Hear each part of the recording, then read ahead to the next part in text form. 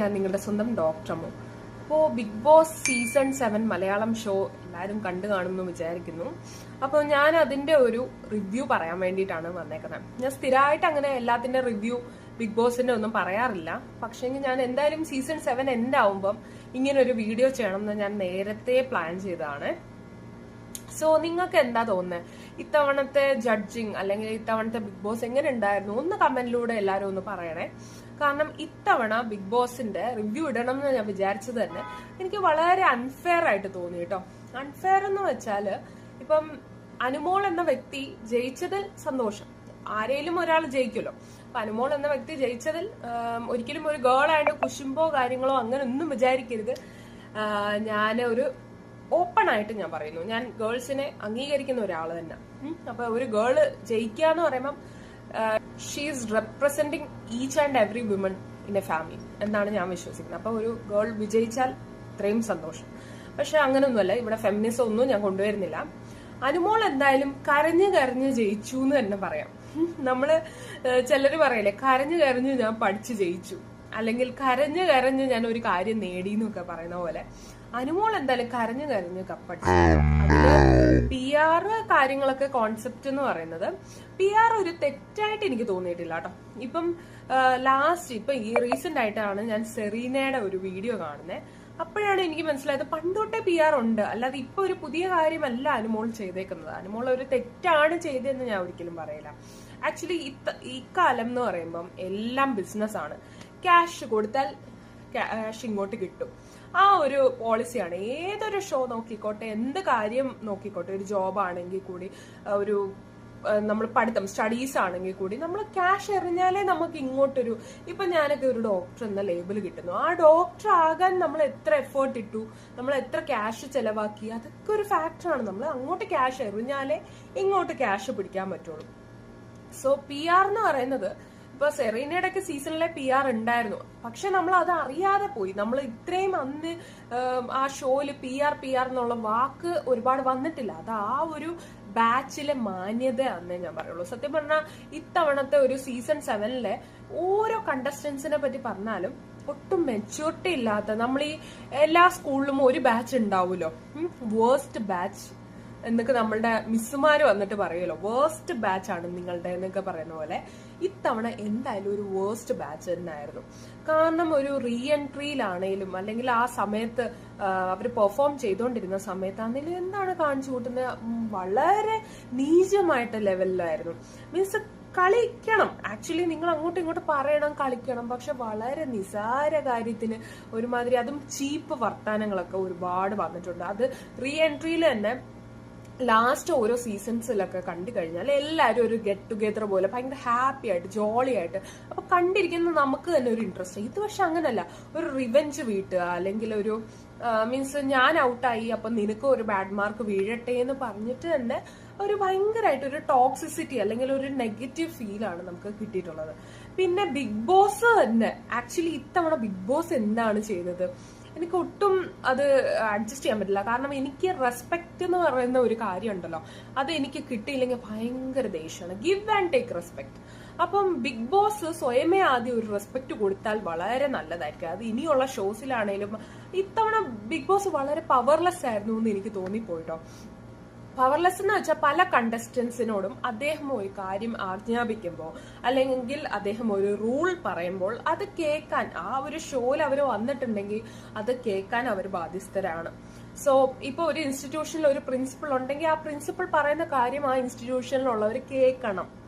അത് കേട്ടില്ലെങ്കിൽ അതിൻ്റെതായിട്ടുള്ള ശിക്ഷകൾ കൊടുക്കൂ.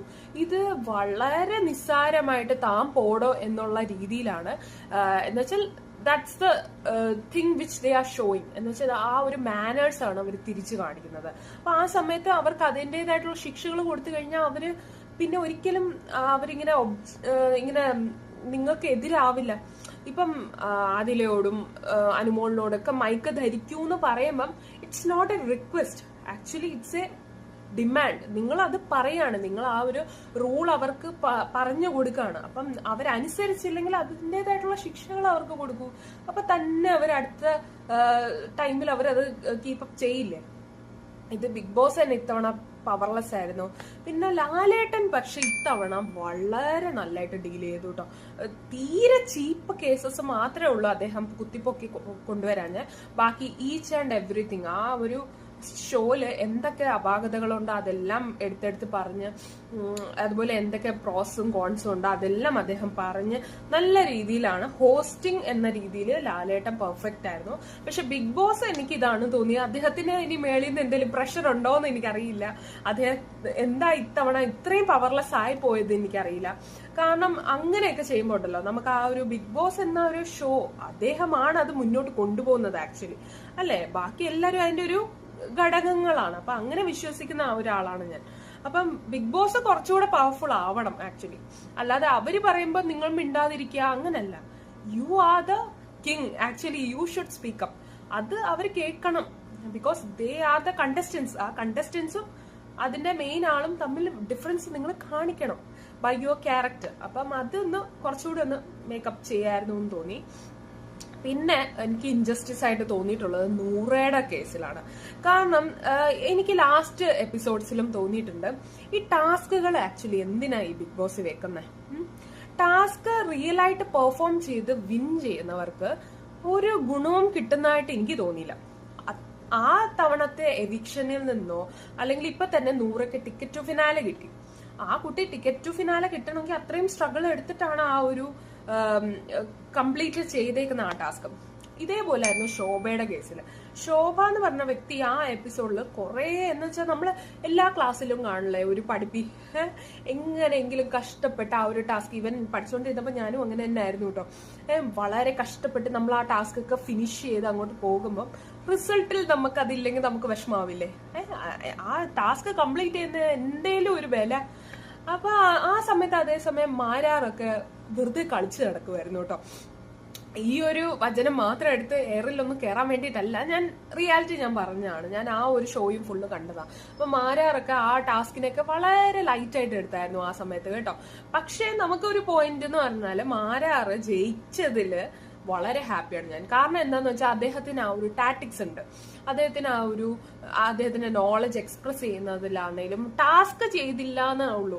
ശരിയാണ്, ടാസ്കിന് മാത്രം വേണ്ടിയിട്ടല്ല ബിഗ് ബോസ്.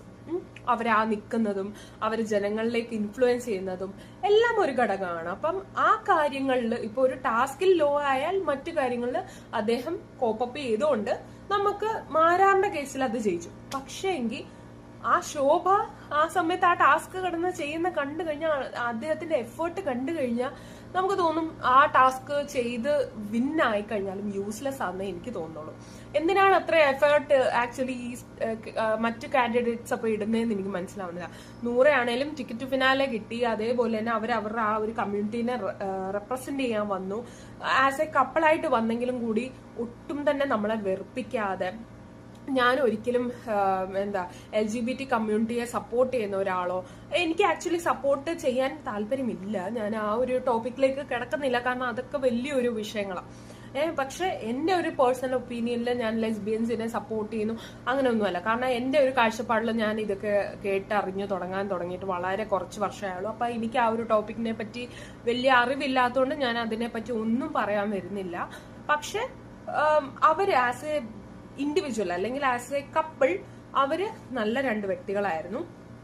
അപ്പം ആദില എനിക്ക് അത്രയും തോന്നിയിട്ടില്ല. കാരണം ആദിലയുടെ വേ ഓഫ് ബിഹേവിയർ പലതവണ ഇറിറ്റേറ്റിംഗ് ആയിട്ട് തോന്നിയിട്ടുണ്ട്. അത് ബിഗ് ബോസിനെ എടുത്താണെങ്കിലും ശരിയാണ്, തമാശയാണ്. പക്ഷെ റെസ്പെക്ട് കൊടുക്കേണ്ട അടുത്ത് റെസ്പെക്ട് കൊടുക്കണം എന്ന് വിശ്വസിക്കുന്ന ഒരാളായതുകൊണ്ട് തന്നെ എനിക്ക് ആളുടെ കേസിൽ ഞാനൊന്നും അഭിപ്രായം പറയുന്നില്ല. പക്ഷെ നൂറ ആള് എപ്പോ തൊട്ട് നീ ഭയങ്കര സൈലന്റ് ആണ് എന്നുള്ള ഒരു ഡിസ്കഷൻ വന്നപ്പോ തൊട്ടേ ആൾ ആക്റ്റീവായിരുന്നു. ആള് നല്ല രീതിയിൽ പെർഫോം ചെയ്ത ഒരു വ്യക്തിയായിരുന്നു. അപ്പം ടിക്കറ്റ് ടു ഫിനാലെ കിട്ടിയ സ്ഥിതിക്ക് ഒരു ടോപ്പ് 5 എത്തിക്കായിരുന്നു. മറ്റ് കണ്ടസ്റ്റൻസ് ഇപ്പൊ ടോപ്പ് 5 വന്ന മറ്റ് കണ്ടസ്റ്റൻസിനെ വെച്ച് നോക്കുമ്പം ജിസേല്, നൂറ ഇവരൊക്കെ കുറച്ചുകൂടെ നല്ല കോമ്പറ്റീറ്റർ ആയിരുന്നു. അപ്പം എനിക്ക് തോന്നുന്നത് എവിക്ഷൻ ചെയ്യുമ്പോൾ നിങ്ങൾ ഈ വോട്ടിങ്ങിന്റെ മാത്രം അടിസ്ഥാനത്തിൽ ആണ് ചെയ്യുന്നെങ്കിൽ at least show us the result, അല്ലെങ്കിൽ ഒരു പോൾ നിങ്ങളൊന്ന് കാണിച്ചു തരിക. അതൊക്കെ നിങ്ങൾ കാണിക്കുമ്പോൾ നമുക്ക് കുറച്ചുകൂടി, ഇപ്പം ലൈവ് ഫുൾ ടൈം കണ്ടോണ്ടിരിക്കാൻ പറ്റുന്ന ഒരു സാഹചര്യം അല്ല എല്ലാവർക്കും. ഇപ്പൊ എന്നെ പോലെയുള്ള ഒരു വ്യക്തിക്ക് ഫുൾ ടൈം ലൈവ് കണ്ടോണ്ടിരിക്കാനുള്ള സമയമില്ല. അപ്പൊ നമ്മൾ എന്താ ചെയ്യുന്നതെന്ന് വെച്ചാൽ നമ്മൾ എപ്പിസോഡ്സ് ആണ് കാണുന്നത്. അപ്പൊ നിങ്ങൾ എവിക്റ്റ് ചെയ്യുമ്പം ആ പ്രോസ് നിങ്ങൾ കുറെ വീഡിയോസ് വിഷ്വൽസ് കാണിക്കുമല്ലോ അവർ ആ ഷോയിൽ എന്തൊക്കെയാണ് ചെയ്തതെന്നുള്ളത്. അപ്പൊ അത് കാണിക്കുമ്പോൾ at least show the cons also, pros and cons നിങ്ങൾ രണ്ടും കാണിക്കുക. എന്തുകൊണ്ടാണ് ഇവരെ എവിക്റ്റ് ആക്കിയത് ഈ ഒരു ടൈമിൽ എന്നുള്ളതും കൂടി കാണിച്ചാൽ വളരെ ബെറ്റർ ആയിരിക്കും. അതുപോലെ ടാസ്കുകൾക്ക് പോയിന്റ് മാത്രം കൊടുക്കാതെ ടാസ്കുകൾക്ക് കുറച്ചുകൂടെ ഒരു ഇമ്പോർട്ടൻസ് കൊടുക്കുക. ഇല്ലെങ്കിൽ പിന്നെ എന്തിനാണ്, what is the use of keeping those task? അതെനിക്ക് മാരാറിന്റെ ടൈമിൽ എനിക്ക് തോന്നിയിട്ടുള്ളതാണ്. കാരണം വളരെ ലഘുവായിട്ട് ആ ഒരു ടാസ്കിനെ എടുത്ത ഒരു സമയത്തൊക്കെ എനിക്ക് പേഴ്സണലി തോന്നിയിട്ടുണ്ട്. മറ്റ് ടാസ്കുകൾ അദ്ദേഹം ചെയ്ത് സക്സസ് ആയിട്ടുമുണ്ട്. അദ്ദേഹത്തിന്റെ കേസ് വെച്ചല്ല ഞാൻ പറയുന്നത്. പക്ഷെ ആ സമയത്ത് ശോഭ ഇട്ട എഫേർട്ട് കാണുമ്പോൾ എനിക്കത് തോന്നിപ്പോവും. നമ്മൾ ചില കുട്ടികളുടെ കഷ്ടപ്പാട് കാണുമ്പോൾ നമുക്ക് തോന്നുമല്ലോ, അയ്യോടാ എന്നെ ഇത്രയും കഷ്ടപ്പെട്ടിട്ട് അതിന് ആ ഒരു റിസൾട്ട് കിട്ടിയില്ലല്ലോ എന്ന്. അതേപോലെ ആയിപ്പോയി നൂറയുടെ കേസിൽ. എനിക്ക് ആ ഒരു കേസിൽ നൂറയ്ക്ക് പറ്റിയത് ഒരു അൺഫെയർ എവിക്ഷൻ തന്നെ ആയിരുന്നു. ജിസയിലും കുറച്ചുകൂടെ ഒന്ന് നമുക്ക് ഒരു ടോപ്പ് 10 എങ്കിലും കയറും എന്ന് വിചാരിച്ചിരുന്നു. അങ്ങനെ കുറച്ച് അൺഫെയർ എവിക്ഷൻസ് നടന്നിട്ടുണ്ട്. പിന്നെ എന്തായാലും അനീഷ് എന്ന് പറഞ്ഞ വ്യക്തി കോമണർ ആണ്. അദ്ദേഹത്തിന് നല്ല ഫാൻസും ഉണ്ടായിരുന്നു. അദ്ദേഹത്തിന് ലാസ്റ്റ് കുറച്ചൊന്ന് ഡിസ്ട്രാക്ട് ആയിപ്പോയി. അദ്ദേഹം ആ ഒരു കളിയിൽ നിന്ന് ഡിസ്ട്രാക്ട് ആയത് ആക്ച്വലി അതൊരു സ്ട്രാറ്റജി ആയിരുന്നോ എന്നും സംശയമുണ്ട്. മീൻസ് ആളിലൊരു ബോണ്ട് മീൻസ് ഇറങ്ങാറായപ്പോ ഒരു ക്രിയേറ്റ് ചെയ്ത ഒരു പുതിയ ഐഡിയ ആണോ സ്ട്രാറ്റജി ആണോ എന്ന് പോലും അറിയില്ല. പക്ഷെ എന്തായാലും അദ്ദേഹം കളിയിൽ നിന്ന് ഇച്ചിരി ഒന്ന് ഡിസ്ട്രാക്ട് ആയ പോലെ എനിക്ക് തോന്നി. പക്ഷെ അദ്ദേഹവും മീൻസ് ഇത്തവണത്തെ ഒരു ഷോ എന്ന് പറയുമ്പം എലിജിബിൾ ആയിട്ടുള്ള വ്യക്തികൾ വളരെ കുറവായിരുന്നു. ഇപ്പൊ ടൈറ്റ് കോമ്പറ്റീഷൻസ് എനിക്ക് എക്സ്പെക്ട് ചെയ്തില്ല. ഈ ഒരു ഷോയിലൊക്കെ ഡോക്ടർ റോബിനോ അല്ലെങ്കിൽ അഖിൽ മാരാറോ സാബുമോനോ ഒക്കെ വന്നായിരുന്നെങ്കിൽ എന്തായാലും അവർ വിന്നേഴ്സ് ആയത്. ഇപ്പൊ ഷാനവാസിന്റെ കേസ് പറഞ്ഞു കഴിഞ്ഞാൽ ഷാനവാസ് ഓൾമോസ്റ്റ് ഒട്ടുമിക്ക മലയാളികൾക്കും അറിയാവുന്ന ഒരു വ്യക്തിയായിരുന്നു. അദ്ദേഹത്തിന്റെ TV സീരിയൽസ് കാണാത്ത വ്യക്തികൾ വളരെ ചുരുക്കമേ ഉള്ളൂ. അപ്പൊ അദ്ദേഹത്തിനൊക്കെ പുഷ്പം പോലെ ജയിക്കാമെന്നേ ഉള്ളായിരുന്നു. പക്ഷെ അദ്ദേഹം ഈ പറയുന്ന പോലെ ആ ഒരു പവർ യൂട്ടിലൈസ് ചെയ്യാത്ത പോലെ എനിക്ക് തോന്നി. കുറെ കാര്യങ്ങൾ അദ്ദേഹം ഇനി കുറ്റം പറയാൻ വരുമ്പോ അവരുടെ ഒപ്പം അങ്ങ് ചേർന്ന് പുള്ളി സ്വന്തമായിട്ട് കളിക്കാൻ മറന്നോന്ന് എനിക്ക് പേഴ്സണലി തോന്നി. പക്ഷെ പുള്ളിയൊക്കെ വിചാരിച്ച പുഷ്പം പോലെ ജയിക്കായിരുന്നു. അക്ബറിനൊക്കെ അതിന്റെ പൊട്ടൻഷ്യൽ ഉണ്ടായിരുന്നു. പക്ഷെ ഇവരാരും യൂസ് ചെയ്യാത്ത, അവരുടെ ഒരു പവർ യൂസ് ചെയ്യാത്ത പോലെ എനിക്ക് തോന്നി. അതുകൊണ്ടൊരു ഈ ബാച്ച് വളരെ മോശമായിട്ട് എനിക്ക് തോന്നി. എന്തായാലും നെക്സ്റ്റ് സീസൺ എങ്കിലും കുറച്ചുകൂടെ നല്ല മൂവ് നമ്മൾ പ്രതീക്ഷിക്കുന്നു. ഇനി ഈ ഒരു കാര്യം എന്റെ ഒരു പേഴ്സണൽ ഒപ്പീനിയൻ ആണ്. ഇതിനോട് എതിർക്കുന്നവരും കാണും, യോജിക്കുന്നവരും കാണും. ചിലപ്പോൾ ഒരു 5% overall the world, I'm not telling about Kerala, I'm telling about overall world. ചിലപ്പോൾ ഒരു 5% എങ്കിലും ഞാൻ പറയുന്നതിനോട് യോജിക്കുന്നുണ്ടാവാം, ഇല്ലാതിരിക്കാം, എനിക്ക് പ്രശ്നമൊന്നുമില്ല. അപ്പം എന്തായാലും നിങ്ങൾ യോജിക്കുന്നുണ്ടെങ്കിലും ഇല്ലെങ്കിലും ഒന്ന് കമന്റിലൂടെ അറിയിക്കുക. അറിഞ്ഞാൽ വളരെ നല്ലതായിരുന്നു. നമുക്ക് ഒരു ഡിസ്കഷൻ പോലെ കണ്ടാൽ മതി. കാരണം എന്തായാലും ഷോ കഴിഞ്ഞു, എന്തായാലും കപ്പ് ഒരാളുടെ വീട്ടിൽ ചെന്നു. അപ്പൊ നമ്മൾ ഇനി ഡിസ്കസ് ചെയ്തിട്ട് പ്രത്യേകിച്ച് കാര്യമില്ല. പക്ഷെ ഇത്രയും സീസൺ കണ്ട് ഇരിക്കുന്ന നമ്മൾ പൊട്ടന്മാരാവരുതല്ലോ. അപ്പം ഇതൊക്കെ ഇച്ചിരി കൂടെ ഒന്ന് ഫീഡ്ബാക്ക് പോലെ ബിഗ് ബോസ് ഒന്ന് കുറച്ചുകൂടെ എടുത്തായിരുന്നെങ്കിൽ വളരെ നല്ലതായിരുന്നു. അതുപോലെ നമ്മൾ സെലക്ട് ചെയ്ത ഒരു ക്രൈറ്റീരിയാസ് വേണമല്ലോ.